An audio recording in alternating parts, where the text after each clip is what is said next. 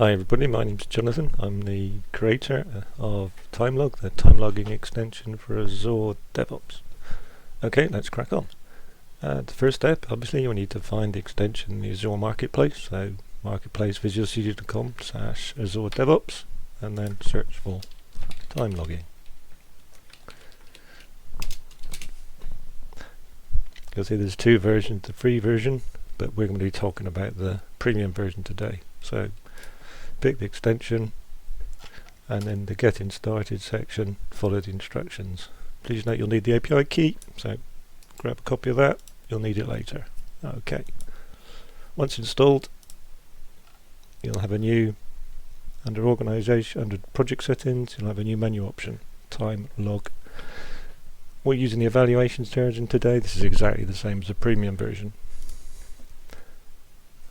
So, administration. First step, put your API key in, which we just copied. Now, what have we got here? So, time types, buckets of time. So you want to log your time to development, testing, QA, Scrum ceremonies, whatever you like.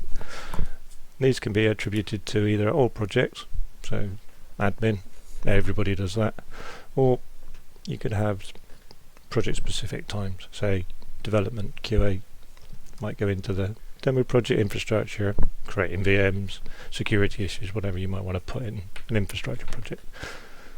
So let's create for the demo video production. Click add, and we'll add another one. Review.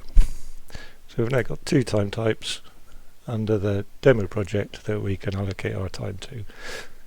A number of settings. I will go over these in a future video, but each setting has a tooltip which telling you what it does. And that's configuration of time types. Now, adding time. So let's create a work item. New work item, task. And we'll create video. Save. So I've got a newly created task, and generally people will, in refinement or sprint planning, they'll add an estimate. So I think this is 10 hours. That's all we need to do here. And then see, we've got this new tab, the time logging evaluation. So let's record some time. So instantly it pops up with all the users in the project, so you can log time to yourself. So I'm Jonathan Timelog, or my alter ego, me. And simple scroll, pick the amount of time or type. So I spent 1 hour, today being the 4th of October, so I spent 1 hour yesterday on video production. And you can add a comment, optional, if you want. And then save it.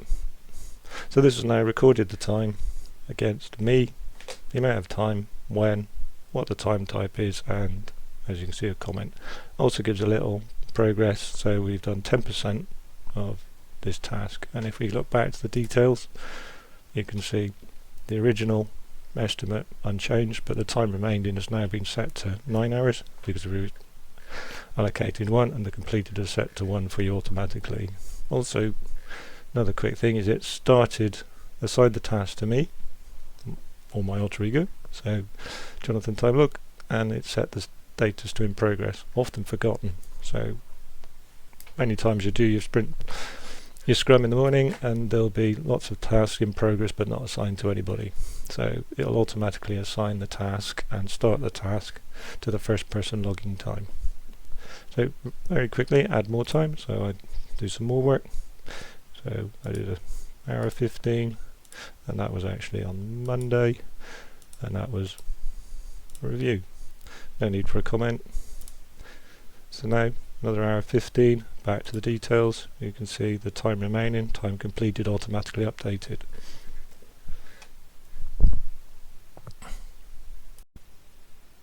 Another cool feature is the time log summary. If you go to the left hand toolbar and click that little clock icon, It will show you the time logged for the current user in the current week. It also allows you to show time logged for other teams or other users within the current team. Let's log some time for someone else. So you can click on the link to take you to the task, to the time log summary, and note the user selection. You can select many users if you wish, or just a single user. So I'm going to add it to myself. I'm going to add 2 hours, add it to today, and I'll put that for review. Click add. Again, the time remaining has been decremented and completed has been increased.